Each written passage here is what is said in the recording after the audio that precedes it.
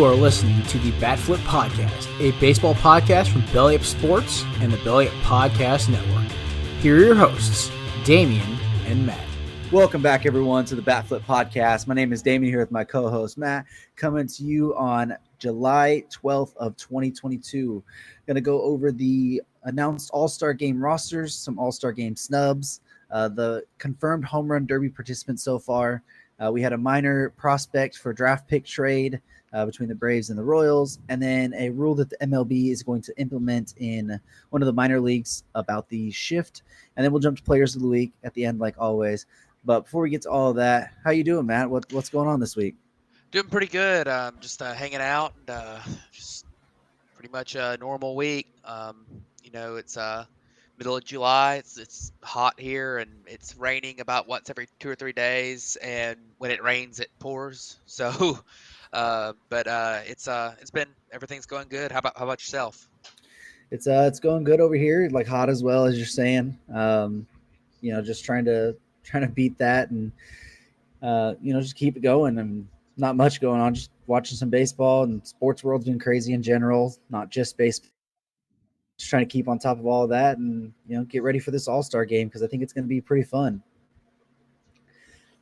But we'll go ahead and start looking at the All-Star game starters who were elected, and then we'll talk about who were named as replacements. So if we're looking at the American League side, you got Alejandro Kirk was selected as the All-Star game catcher for the AL. Vladimir Guerrero Jr. at first base, Jose Altuve at second base, Rafael Devers at third base, Tim Anderson at shortstop, Aaron Judge, Mike Trout, and Giancarlo Stanton are your outfielders, and your DH is Shohei Ohtani. Yeah, so out of the starters, I mean, pretty much all these guys deserve to be in the game. Giancarlo Stanton, especially as an outfielder, it's kind of, I'm not super huge on that, even though he's had a good year. But 133 WRC plus, but the defense has been bad. The base running's been bad. He's really a DH. 22 home runs is good, but he's actually got the same WAR as Aaron Hicks, who's been criticized all year in New York. So I thought that was kind of interesting to look at. But out of those guys, I mean, Alejandro Kirk for sure, Guerrero. They're not I don't think he's having the best year at a first baseman. In fact, the guy who's probably having the best year at a first baseman is not on the team. We'll talk about that in a minute. But Altuve, Devers are sure things. Tim Anderson, I probably wouldn't have made that pick, but Judge and Trout, sure. And then, Shohei Ohtani, it actually ended up working out since Jordan is injured now. So Shohei Ohtani being the DH. He has been the second best DH in the American League this year, behind Jordan as a hitter. But of course, Jordan being injured puts Shohei there. So, yeah, and then let's go ahead and look at the reserve section real quick, and then we'll wrap that part up. But we have Jose Trevino from the Yankees, Luis Arias from the Twins, Andres Jimenez from the Guardians, Jose Ramirez from the Guardians, Xander Bogaerts from Boston, Byron Buxton from the Twins, Kyle Tucker from Houston, George Springer from Toronto, Andrew Benintendi from KC, Julio Rodriguez from Seattle. Jordan was elected as a reserve to begin with, but has now been replaced with JD Martinez. Yeah, so out of the reserves, I mean, I thought the Trevino one was pretty interesting. He's had a great year. Not playing full time, but he's been really solid when he's been out there. He split time with Higashioka, but he does have the second best WAR in the American League out of catchers, and it's really close behind Alejandro Kirk. That's only in 58 games, so I thought they got that right. Even though you could have made an argument for Jonah Heim, who's been a better hitter than Trevino, but that was interesting. And then Luis Arias is pretty cool to see. Just a super contact-oriented guy. We don't see that all that much, but I mean he's been really, really good at the plate. He's 20th in the American League in wins above replacement. I thought. First base is kind of weird for him though because he does play all over. But Bogaerts and Ramirez definitely ought to be there. I think that Julio Rodriguez, that's really awesome that he's getting a chance in the All-Star game. Benintendi's there because I mean he's been pretty good this year, but he's mainly there because the Kansas City needed a representative. And Springer's been good this year, but I thought there were probably some guys that could have gone ahead of Springer. You maybe look at Taylor Ward. Could have gone ahead of Springer. I thought he's had a really good year, even though it's for a team that's been um, not good. You could have made an argument for a couple other guys too, but Springer is really good, and I talk all the time about how underrated Springer is. So, I think most of these picks are pretty good for the most part. Yeah, I mean, from the American League offensive side, I think it was like France, it was Heim, and I you could probably find one or two more, but I think overall they probably did a better job, at least than the NL. I think the NL, there's a lot of people that are left off the team that should be there, which we'll talk about there in a little bit. Yeah, and if we're talking about snubs, France I mean, I don't understand how he's not on there. Of course, at the end of the day, the guy that they picked ahead of him was Arias, right? And Arias has a higher WAR than France. I mean, France has played 4 less games only, so Arias has been incredible of 153 WRC plus. Only thing about Arias is it could have put him at a different position than France. So they could have put Arias at second base because he's played second base a good bit, and then France could have been the first place because Andres Jimenez is right in there too. But I get it. I honestly get it, but it's hard to. I don't like how they do the DH either. I think that they could just put good hitters that are not at their positions. Like that would be the perfect spot for France to get in. So. And I don't know how you feel, but I also am not that much of a fan of each team has to have the representative because I feel like it does take some people. Like, if you say Kansas City didn't need to have a representative, would France be in over Benintendi? Probably. I mean, probably he would. Not saying. Well, I don't think he. Sure. Well, it would an outfield, but they would have put an outfielder in there. But I mean it. Yeah, I get. Like, 2. They already have 4 extra outfielders. Well, I think they have a set number that they have to have, or maybe not. I don't know, but I mean it's one of those things. I get it. I get having the players because at the end of the day, the All-Star game is for entertainment, and it does kind of suck for a team if they're not allowed to have any. If a team doesn't have any players, a lot of their fans just won't tune in. But I mean, Kansas City fans, some might tune in to watch Benintendi, watch their representative play. I don't know. I mean, I just think. I guess I get it to a certain level. So, and then also noting the last offensive player, at least in right now, there will be some other substitutions throughout the time. But Rob Manfred had a legacy pick on each side for the AL and the NL. And the AL side, he decided to have Miguel Cabrera be that pick. And I'll let you talk about that. But after we do the pitchers, you can just kind of wrap everything up with that one. Talking about the American League pitchers, we have Shane McClanahan, Justin Verlander, Alex Manoah, Nestor Cortez, Garrett Cole, Otani, Paul Blackburn, Martin Perez, Framber Valdez, and then looking at the bullpen, you got Clay Holmes, Emmanuel Clase, Jorge Lopez, and Gregory Soto. Yeah, so out of the starters, I mean, Shane McClanahan, Verlander are obvious picks. Garrett Cole, I think definitely they're deserving. I look at Shohei. I think that's great that Shohei's there because on a rate basis, he's honestly been, like a top 2 or 3 pitcher. And then you got a couple guys who are there because they needed a representative. Oakland, Paul Blackburn's been their best player, probably pitcher or hitter. So, that's why he's there. Martin Perez, he's been good, but he's been really good. He's probably been deserving of being on the team, but Texas needed a player, so he's in there. And then, I mean, Framber Valdez as well. He's such a weird pitcher, but he has been really good. The one that I don't understand how Kevin Gossman's not on the team. I really don't. And I mean, with all due respect to Nestor Cortez, he's been great this year. Kevin Gossman's been better, and Kevin Gossman's been a little bit better than Alek Manoah, although Manoah's pitched a lot more innings, so I get that. But Kevin Gossman leads the American League in WAR for pitchers at 3.7. I mean, I don't.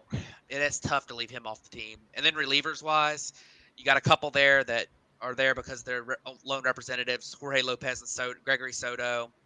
And then, you know, the other two, Clay Holmes, Emmanuel Clase. There's not a lot you can say about them. I mean, they're just phenomenal pitchers. So definitely some interesting picks there.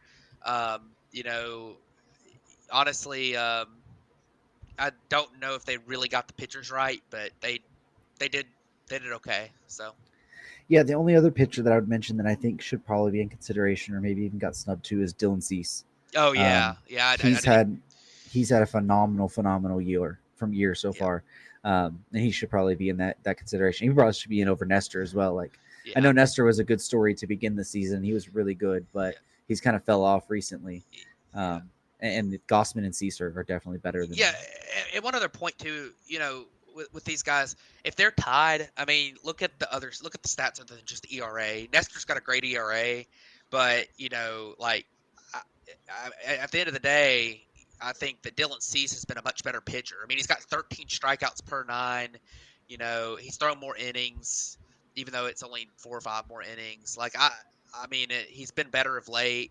I mean, Nestor's in there because he's a Yankee and he's a good story. I mean, and that's cool for him, and I'm happy for Nestor Cortez. That's a good story, but it's just kind of one of those things where I don't I don't especially love that, but It's um, just more deserving yeah, players. Like yeah, we understand it's a good story for these guys, yeah, and we're not saying exactly, that they don't deserve to be. It's just that right. these guys we feel are more deserving Yeah, in it's general. whoever's Like most deserving, and some of these guys will get added because yeah, guys who pitch over the weekend won't be pitching in the All Star games. They'll add a couple more. I'm sure that Gossman will get added, or well, at and least he should. like Dusty Um, Baker said today that Verlander's not going to pitch in the All Star game, pretty much. right. So, So like which makes sense. he should, if he's not going to pitch in the game, at least let one of these other guys who Yeah, may potentially get in there. yeah. Like deceased might be a guy who doesn't start. Shane Bieber's another guy.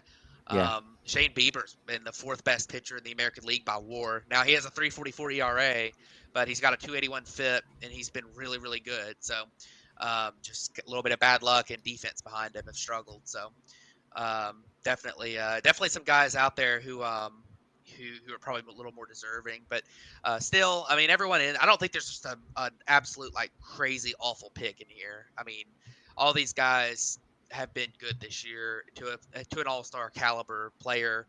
I mean, maybe Gregory Soto. I haven't even really paid that much attention to him, but um, the rest of them, I mean, been very good. So Gregory Soto is a two-time All-Star, by the way. yeah, he It's made it pretty last crazy. year. Yeah, it's pretty crazy. I So think he's actually been pretty decent for the yeah, Tigers this year and has a bunch of saves. So anyways, let's jump over to the National League and we'll look at the elected starters there. You got catcher Wilson Contreras, at first base Paul Goldschmidt, at second base Jazz Chisholm Jr., at third base you have Manny Machado, at shortstop you have Trey Turner. Your outfielders are Ronald Acuna Jr., Jock Peterson, Mookie Betts. Your elected DH starter was Bryce Harper, but that has already, now that we know that he's out, has said that William Contreras will start with Harper sidelined. So both Contreras brothers are going to start for the NL team this year. So I think that's a pretty good story. yeah. I look at this and that the Contreras story is really cool. That's the first time since I don't remember what year it was, but it was Roberto and Sandy Alomar started together back in the early '90s, or it might have been even in the late '80s. I think it was the early '90s though. So that's a pretty cool story. And then you got this team.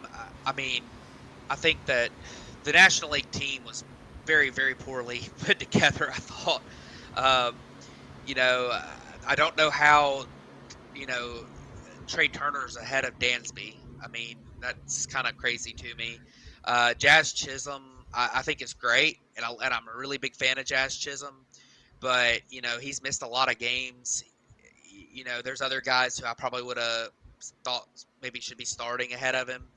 Of course, some of that's because they're put at the wrong positions. Although, I mean, I think Jeff McNeil's probably been better than Jazz Chisholm. So, I mean, I think that might be one you could look at. I don't remember where he was in voting, but he's listed as a second baseman on the reserves. Manny Machado, Paul Goldschmidt, definitely deserving. Wilson Contreras for sure. Uh, Ronald Acuna Jr. I mean, as much as I love him, I mean, he hadn't. I don't know why people vote for him because they like him, which is great. But I mean, he's probably not deserving of being a starter on the All-Star team in the outfield. Jock Peterson's kind of up there, and I get why he's a starter, but at the same time, like, there's other guys. I mean, there's other guys you would have put ahead of him. I mean, um, so, and then you look at Mookie. I think should probably be there, and then anyways, so interesting stuff. I think that I don't know. There's a lot of issues for me with the starters, but of course the starters it's fan voting and it Yeah, always goes weird. So that's what I was gonna say. It's all fan voting there, and there's definitely some question mark ones, but um, overall.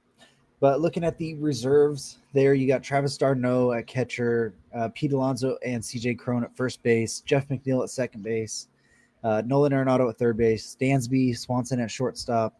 The outfield reserves are Kyle Schwarber, Starling Marte, Ian Happ, and Juan Soto. And then to fill the DH spot, Garrett Cooper was added for Contreras, who has been moved up to the starting lineup. And the legacy pick from Rob Manfred is Albert Pujols. yeah, so I mean, you look at catchers. That's one that a lot of people had problems with, and I think they got it. They probably got it right. I do think Will Smith has been really good, but Travis d'Arnaud, if you look at some of the advanced metrics, has been worth the same WAR. Travis d'Arnaud doesn't play every day, but he's been close to Will Smith's bat. But he's been a much better defensively, mainly in the framing aspect.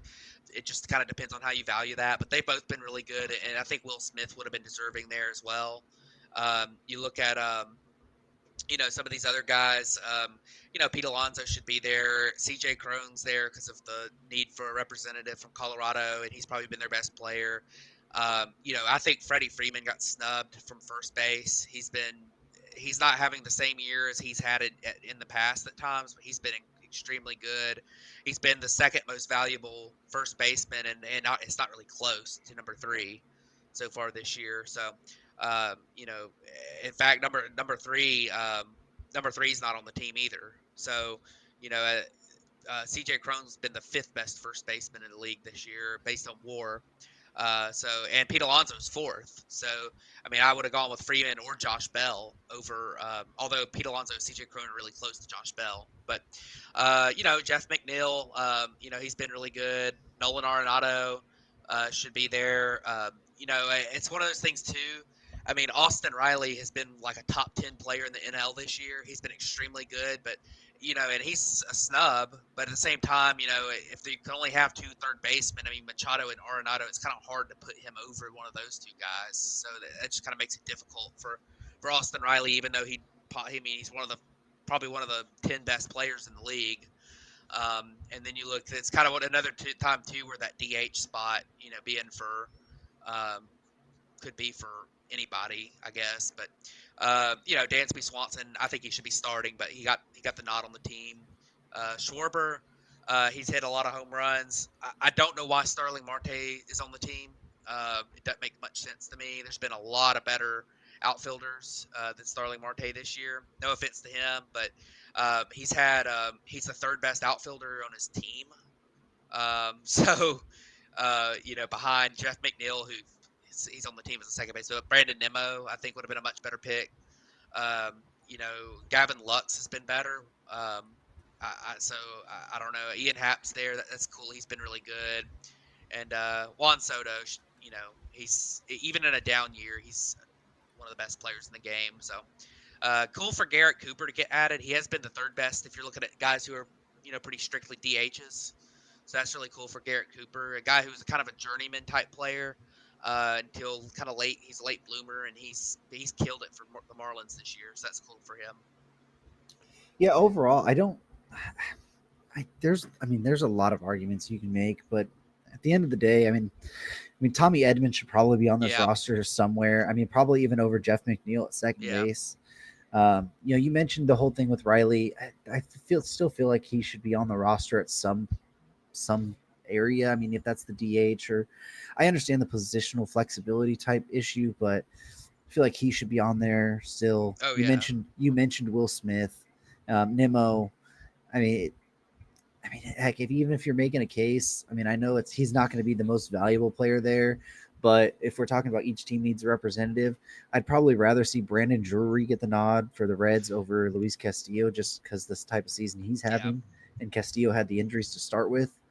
So I guess that's probably another name. He can fit in the outfield slot or infield, whatever. But I mean, overall, I don't hate I think they got most of the picks right there. I mean, you mentioned Freddie with first base, but I mean, Pete should be there. Arenado should be. Dansby should be. Ian Happ probably should be. Juan Soto, if you're needing the representative for the Nationals, it should be Josh Bell. But if you're already so loaded at first, you had to have Soto there. Okay. And I do wonder if like having Soto there, which I know we're going to talk about it in the next little step too, is part of like, hey, we'll add you if you do like the home run derby. Because I know a lot of people are being like sticklers on, they want to be on the team if they want to do the derby or whatever. So I don't have as much issue, honestly, with everyone there. I mean, there's arguments we can make for other guys, but overall, I don't hate it in general. Yeah, I mean, like I say, there was like 2 or 3 head scratchers to me on this team, but it's not horrible. I mean, to me, Starling Marte was a head scratcher. I mean, I don't know, but looking at the pitchers now, Sandy Alcantara definitely. Corbin Burns, Joe Musgrove, Max Fried, Tony Gonsolin, Luis Castillo, Clayton Kershaw, Carlos Rodon are the starters, and then relievers Hader, Edwin Diaz, Ryan Helsley, David Bednar, and Joe Mantiply. Yeah, I mean, there's maybe a couple other guys you can throw in here, but honestly, I feel like they got most of the pitchers correct, if not all of them. Like, people are going to scratch their head at Mantiply, but he's been like one of the most dominant, like, late inning relievers for the Diamondbacks, and people just don't even realize that because he's on the Diamondbacks. Bednar's been good for a couple years. Helsley, Diaz, amazing seasons. Hader has been untouchable this year pretty much. And then look at the rotation, like Sandy, we talk about him every single day. He could be our pitcher of this week again. Had 2 phenomenal starts. I think he went 13 shutout innings this week, I want to say. 7 against the Mets and then 6 against somebody. Yeah, still didn't even get pitcher of the week, which is insane to me. Corbin Burns should be there. Musgrove should be there. Max Fried, Gonsolin for what he's done. I made the argument if with Castillo right there, if the Reds needed that, you could probably have a different pitcher in at that part. Maybe like Logan Webb or Aaron Nola, Zach Wheeler are just guys that I would probably rather see in over Castillo. Rodon, he was a late add. He wasn't on the initial roster, but he's a late add, so at least he got on there. And that's for Josh Hader because I think Hader's wife is pregnant, and I think they're going to have the baby over that time, if I'm not mistaken. And then Kershaw, he's on there. I made my case for him last week to be the starter, but that was more of a commissioner pick. At the end of the day, he wasn't voted on by the peers or the players or the managers or anything. Yeah, I mean, I would have picked someone other than Kershaw. I mean, obviously, like you said, that wasn't really a peer's choice or anything, but I mean, there's other pitchers who are way more deserving this year, like Zach Wheeler. I mean, he's been far more deserving. Logan Webb. I mean, Kershaw's been really good, but he missed a lot of time. Yeah, he missed a lot of time. So, you might look back at the end of the year and say, "Oh wow, Kershaw has been one of the best pitchers in baseball." But as of right now, he's missed so much time. It's hard for him. And if you're going to add a pick like that, why not add Wainwright? If you're going to add a pick like that, Wainwright's got a 3.15 ERA and 105 innings, and this might be his last year. So if it was in St. Louis, they would. I know, but anyways, but I do think that whoever's the most deserving probably, and Wainwright might end up getting added late. I mean, because some of these guys will pitch this weekend. In fact, I think Max Fried's set up to start this weekend. He pitched last night, so he would be in line to pitch like Friday or something. Probably won't pitch in the game. But some of these other guys, I'm sure, the same way. I think Carlos Rodon pitched last night, maybe. So he'll probably pitch again. But we'll see what happens. Like I say, there was a lot of guys, and then, relievers. I think that they pretty much got the relievers right. You could definitely put, Hader, Diaz, and Helsley have to be on, or they've been the top 3. And then, but Bednar and Mantiply, they were definitely the only possible players on their teams for it. So, there's been other guys. AJ Minter, I think, deserved to be there. Devin Williams definitely deserves to be there. But it's hard to pick over Hader, Helsley, and Diaz, and then you got other guys that are. Mantiply's been really good too. I mean, I don't want to down what he's done. A 2.08 ERA on the season, so really solid. But Yeah, and that just ballooned up over like yeah. the last couple weeks. Yeah. I know for a long time he had like an under 1 ERA. Yeah, he's closer to his metrics now too. I mean, Yeah. his metrics are low 32s metrics, and that's what he's got now. So he deserves to be there. I mean, relievers are so volatile that it's hard Absolutely. to. But yeah, so it definitely interesting. And we talked about last week who would start. But I would pick McClanahan, and I mean, if we're looking at who's deserving, I mean, I think you pick Sandy probably in the National League. But I don't know. They might go with Kershaw. They might the manager's Brian Snitker. He might go with Freed. You never know. So, but we'll see what happens. I think definitely think that McClanahan and Sandy. But hey, if you're looking for views though, Kershaw versus Verlander would be pretty interesting. So. It would be if Dusty Baker would let him pitch. Well, that's his Dusty Baker's. Oh yeah, that's right. He just said he's not. He Yeah, told us that he wasn't going to He's pitch. not going to pitch at all. But that would be really fun if it was Verlander versus Kershaw. That would be a lot of fun. Yeah. But that's going to wrap up the All-Star Game rosters and who we think are snubs so far. Let's go ahead and move over to the Home Run Derby. We have 5 of the 8 participants confirmed so far. And those being Pete Alonso, who has won the last 2 home run derbies. So he's going for the 3-peat. We have Kyle Schwarber. We have Ronald Acuna Jr., Juan Soto, and Albert Pujols. Yeah, so the home run derby's for fun, and I think that's kind of shown by this. I mean, for one thing, I'm really surprised that Ronald Acuna Jr. is doing it because he's been injured so much, and I don't think it's that big of a deal. With a lot of his injuries being lower body related to his knee last year, and then just kind of some working back into it injuries. But that's kind of interesting that he's doing it. I think Soto is a guy who's fun to see in it. I think it's awesome that Pujols is going to do it because he can still hit the ball really hard. And in his last year, that's really cool. You kind of had to have Alonso if you wanted to do it because someone has got to do throwing the champ. So he's won the last 2. You kind of had to have him in there. But definitely interesting stuff. I think it's going to be a lot of fun. Yeah, it's going to be a lot of fun for sure. And the Pujols selection, it's kind of easy because if you don't get any of the Dodgers, which Mookie's not doing it, Freddie's not doing it. Will Smith said he'll do it if he's on the roster, which he's not at the moment. It automatically gives LA fans the hometown guy to kind of root for at that point. But Pete, it's going to be hard to see Pete losing. I mean, he's just been so good at something like this. Schwarber, he's really good. I mean, all these guys are really, really good at this.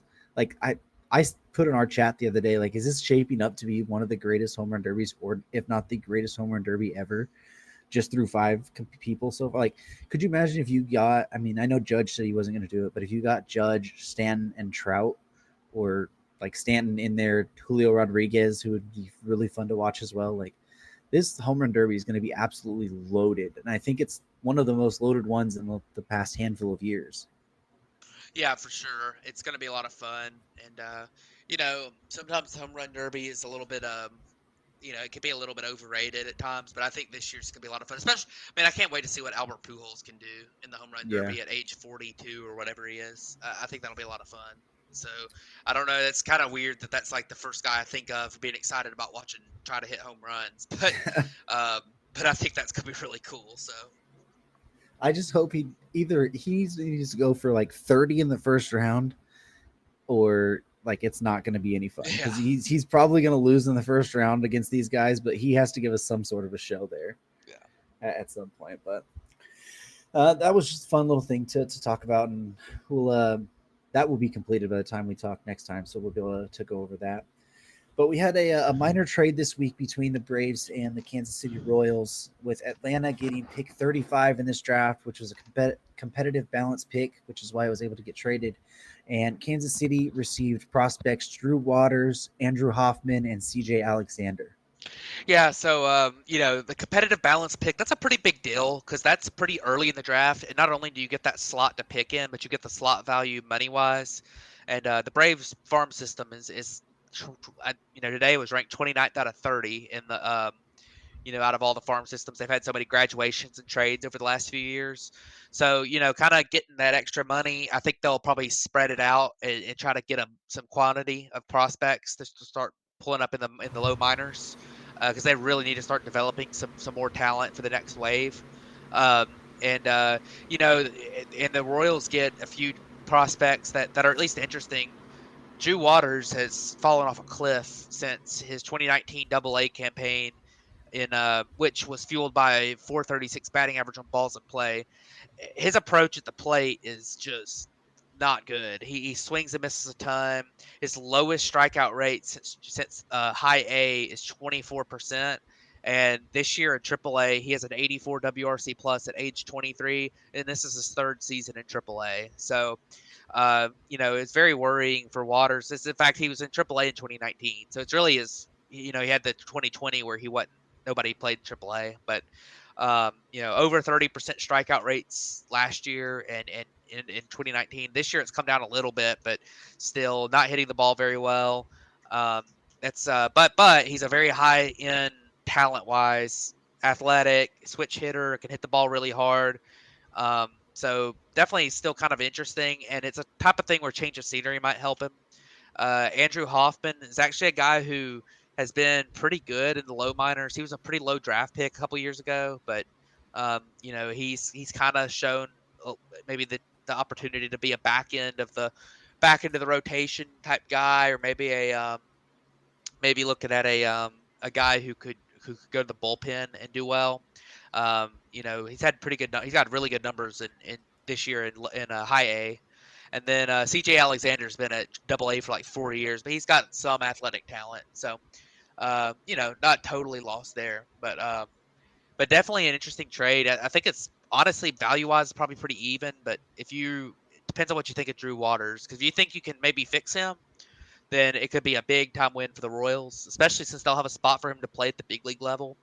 But if you think Drew Waters is a lost cause, like a lot of Braves people do, then it's probably just throwing away a draft pick if you're Kansas City. So definitely an interesting trade, and we'll see what happens. It's gonna be interesting to see what Drew Waters does with some playing time at the big league level, most likely coming after a future Benintendi trade from Kansas City, and even maybe a Michael Taylor trade.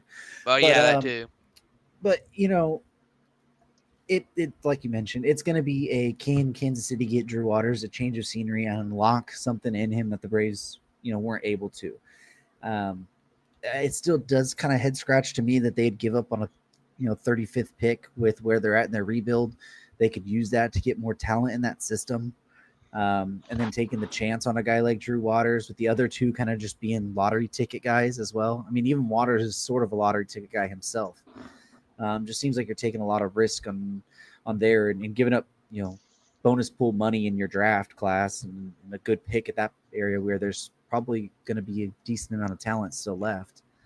But if you truly feel that you can unlock something in Drew Waters, and if you do, that makes this trade look a lot better, because you get a younger guy. I think he's 23 or 24, and hasn't been up there, so you have his full 6 years of service time or whatever in the major leagues.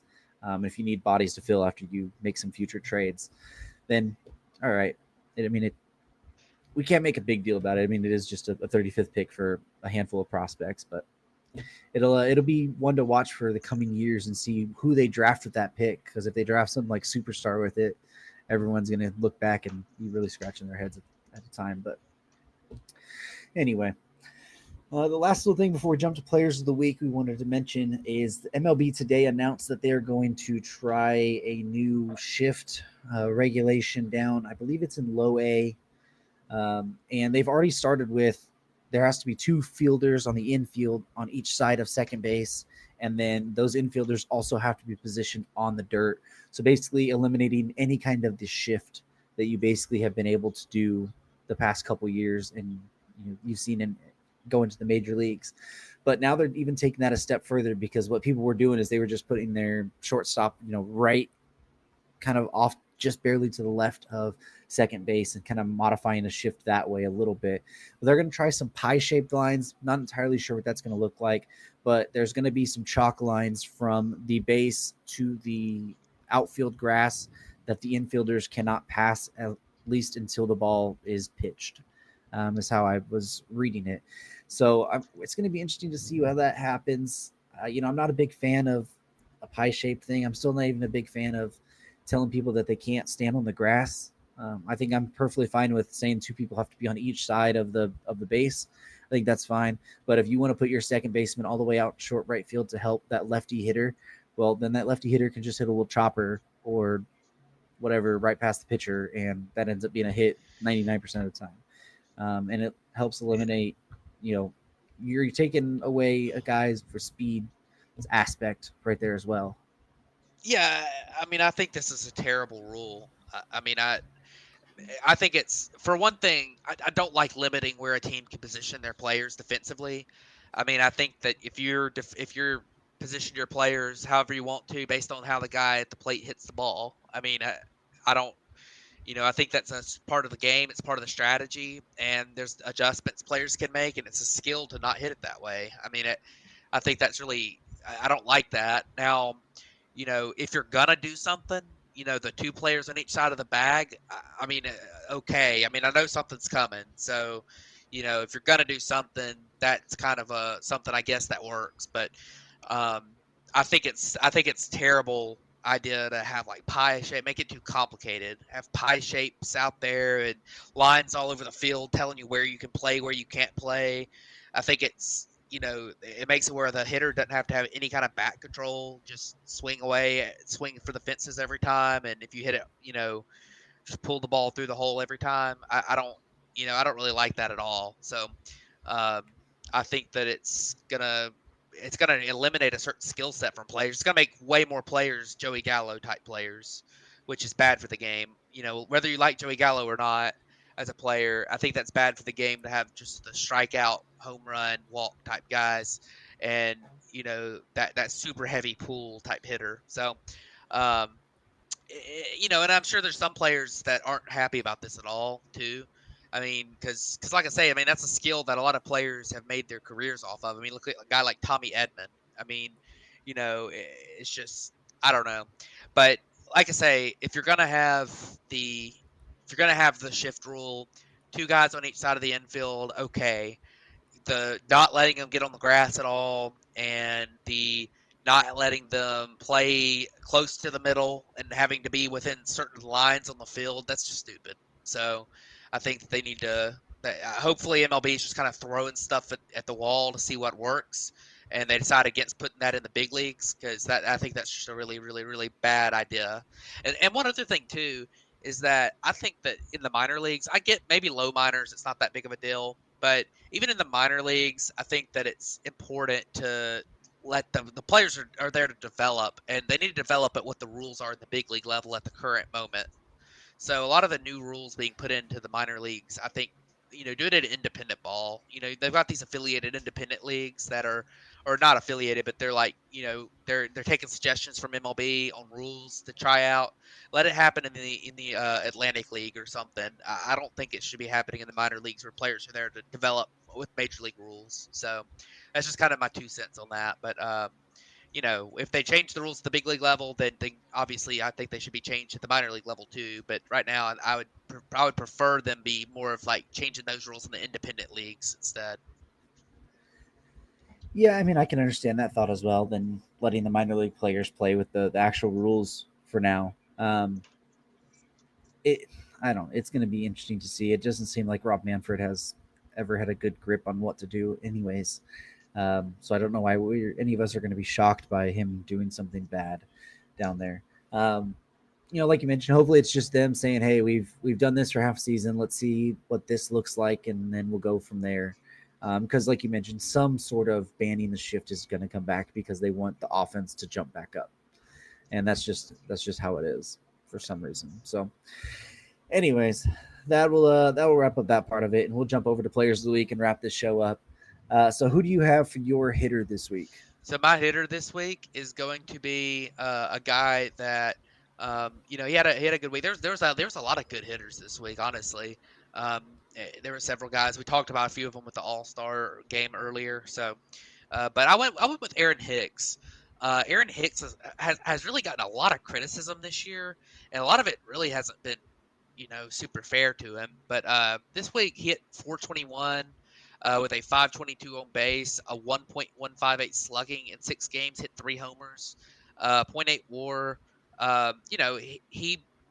He's been pretty good this year. I mean, people are just keep dogging on Aaron Hicks, and he's been a solid defender, a solid base runner, 9 stolen bases, positive grades in the metrics.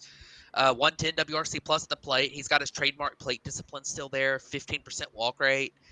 His strikeout rate's not astronomical, and the batting average is kind of low. The slugging's not super good, but he's got 1.4 wins above replacement on the year. I mean, this guy's been really solid. So people need to stop dogging on Aaron Hicks for the time being, at least, and see what happens going forward there. I mean, the Yankees have the means to make a trade, but he had a great week this week. Obviously, he hit half of his home runs on the season this week. So that's part of it too. But Aaron Hicks playing pretty well right now, and that's good for the Yankees. So Yeah, and I think the even part of that sentence you said that could be shortened down is Aaron Hicks is playing. yeah, I think that's the big thing. I mean, The he's injury at 75 games this year, which is his most games since 2018. You look at 2019, 59 games. Obviously, 2020 was a shortened season, 54 games, but 2021, 32 games. So he's already at 75 games this year. His most plate appearances since that 2018 season. It's one of those where he is playing in New York, and the spotlight's always going to be bigger there, and the scrutiny's always going to be more there. I mean, if he's playing for the Twins still right now, I don't think you hear as much outcry or anything on him right now. I mean, he's been just fine as a solid outfielder. Is there a thing where they could upgrade that? Probably, but I mean, he's been solid enough, and he plays a solid enough defense, which is pretty much what you need for a team like the Yankees. Yeah, I mean, who are the Yankees going to go get to play center field? Michael Taylor. Yeah, I mean, it's like Michael Taylor's not an upgrade. I mean, obviously you can go add Michael Taylor for depth because there's a chance Hicks gets hurt. But unless you get Brian Reynolds, I mean, you're not really upgrading. So I don't really understand where the Yankees fans are coming from. And I honestly, and another thing is too, they want Judge to play center, I think, some Yankees fans, and I don't think that's a good idea long term. No. Judge has been really healthy this year, but we've seen in the past him get injured, at certain times, and I've seen there is some truth to the fact that a guy playing center is going to take a little bit more wear and tear than playing right. So even though Judge has graded out as average in center. I definitely think you want your star player to play right, and then go get somebody like and have Aaron Hicks play center. I mean, so, but just a little piece there on Aaron Hicks, but definitely a guy who has been really really killing it lately. Absolutely. Well, for my hitter this week, you mentioned the first part of that Texas spinning spree last week with Marcus Semien on the offensive side. This week, I went with Corey Seager. A guy who on the week, what did I do? Here it is.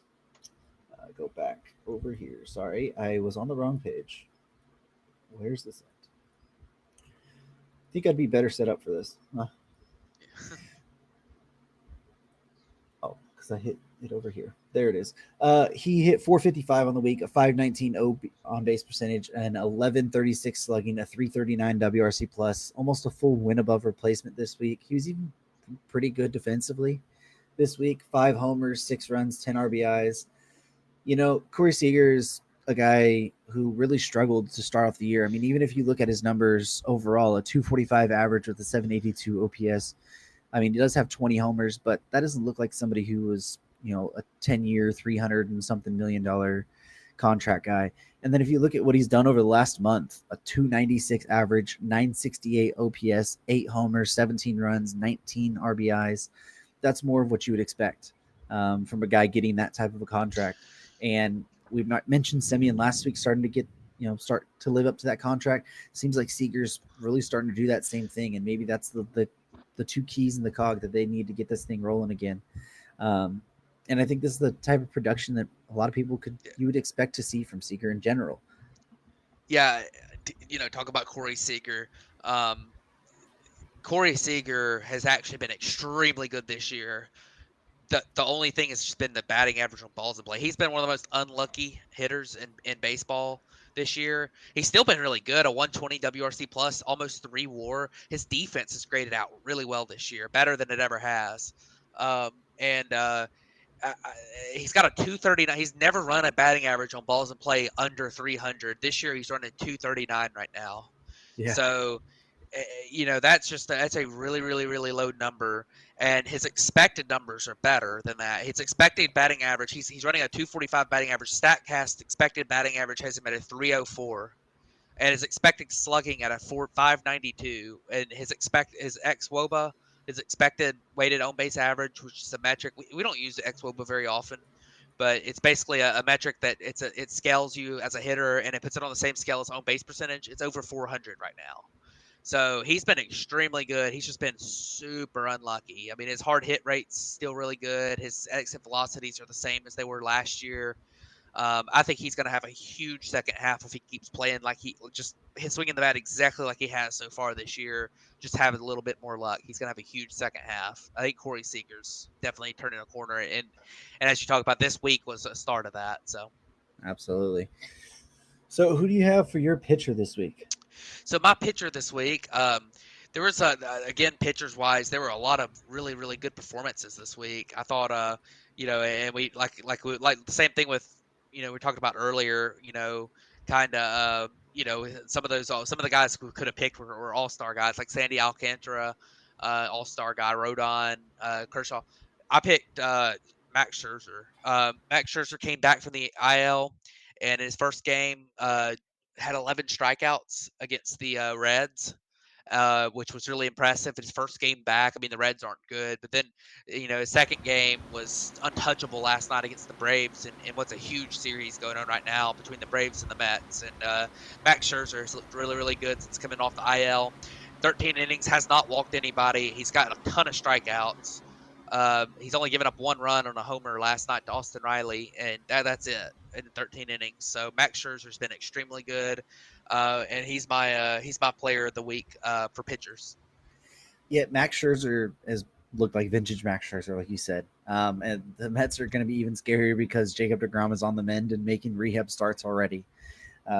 So, now's a big series for them, and for Scherzer to come out against that Braves team and look as good as he did and just give up the 1 homer last night, that's going to be big time for that Mets team, getting a healthy Max Scherzer, and if you can get a healthy Jacob deGrom back, because the Braves have made it a run for that division again after there was a time there where we thought maybe the Mets were just going to run away with it. They've battled the injury bug.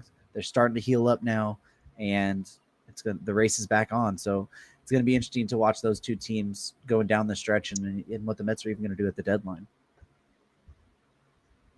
Yeah, no doubt. All righty. So for my pitcher this week, I went with Alex Wood from the San Francisco Giants. The Giants have been battling injuries with the rest of their rotation outside of Logan Webb and Carlos Rodon. Alex Wood is a guy who is pretty solid, will give you around a 4 ERA all the time.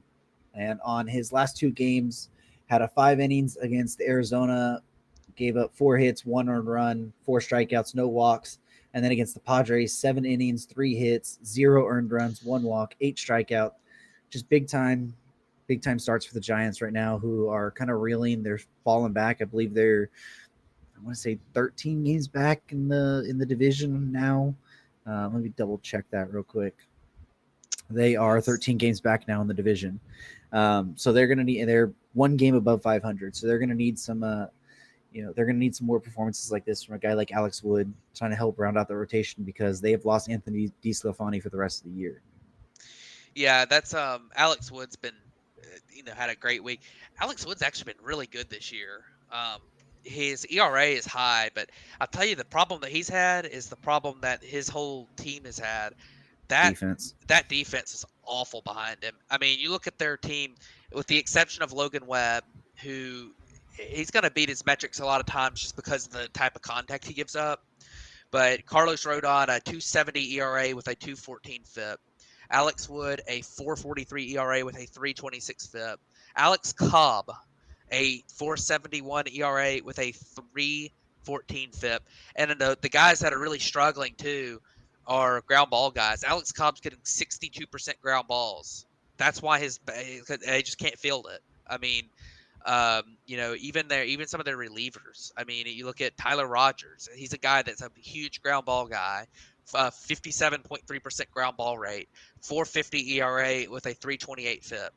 So that's something that this team that they've got to figure out a way to piece their guys together and get better defensively. I don't know how they can do it, but that they really need to figure it out. I know that that's kind of a team that didn't care about defense. They were mixing and matching, platooning guys, getting their bats in the right lineup for good matchups. It's kind of been Gabe Kapler's thing, but they don't have a elite Brandon Crawford at shortstop anymore.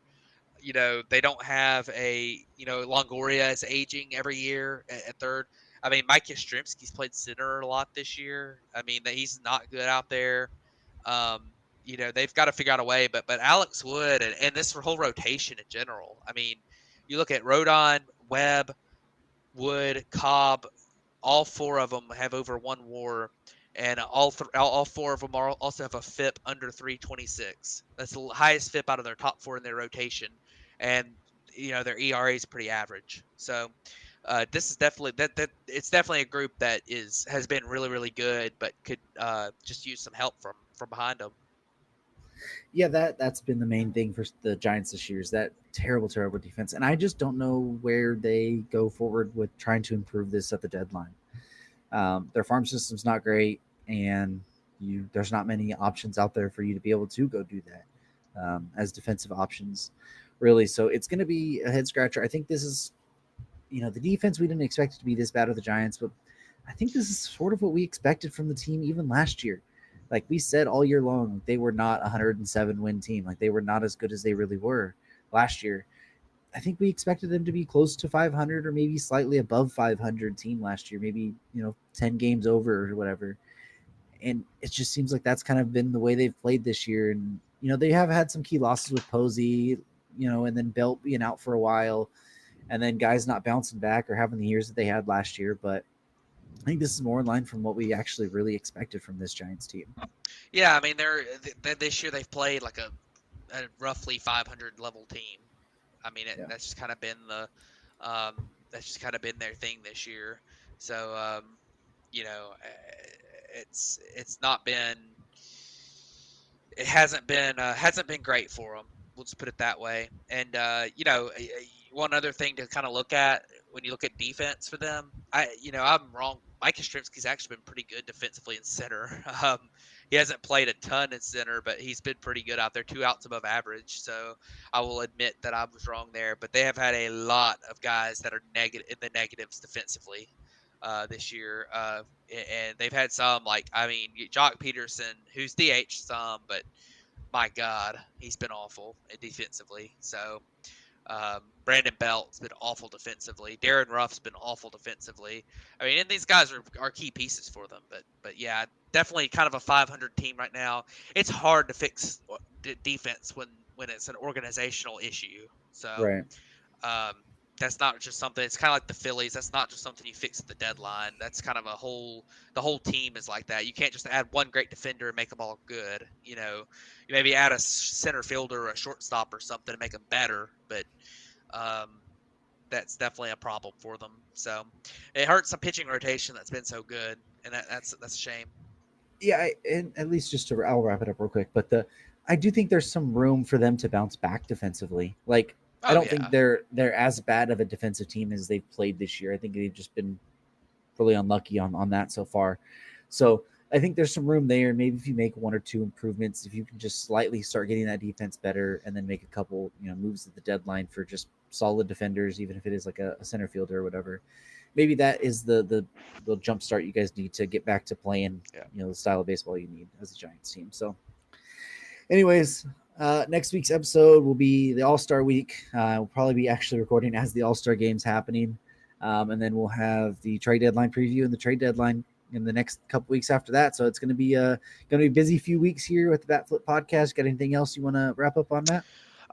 Not too much. Just a lot of good games going on this week. Everyone gets excited for the All-Star game this time of year, but it's a big time stuff happening this week. And we'll see what happens. There's some, the Braves Mets series is obviously huge. Some first place teams playing, Brewers Twins, Dodgers Cardinals is a big series. And hey, before we go, shout out to the Orioles. They've won 7 in a row. They're winning in the 8th inning right now tonight. Shout out to the Orioles. They've been playing really, really good ball. And they're a team that I don't think they're going to keep this up this year, but they look very interesting going forward with some of their prospects and how well they're doing. Some of them being called up this year so far, like Rutschman, and then some of them how well they did in the minor leagues, like Gunnar Henderson, who's been just absolutely insanely good in AAA so far. So shout out to the Orioles. It's good to see a team that's been mired in very deep rebuild and criticize as much as they have to start to figure some things out. So been a lot of fun for them. Yeah, DL Hall's been pretty good down the minors too. But and we'll wrap it. I know we'll talk more about the Orioles next week when we do the breakdown.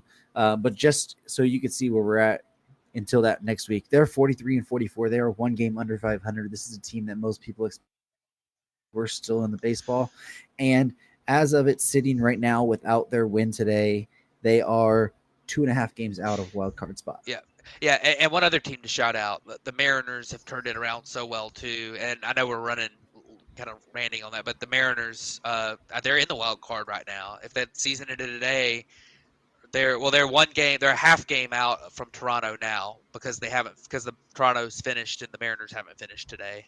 They were tied for the wild card coming into the day, and I think that they I'm trying to find the score, but they got postponed tonight. So they'll be a half game after tonight, but they're playing the Nationals, so they'll have a doubleheader against the Nationals. So that might be 2 wins. Absolutely. We'll follow up on that next week when we do the first half breakdown and let you guys know where everything sits at that point, and looking forward to the second half. But that'll do it for this episode of the Bat Flip podcast. Thanks everybody for tuning in, and we'll catch you guys next week.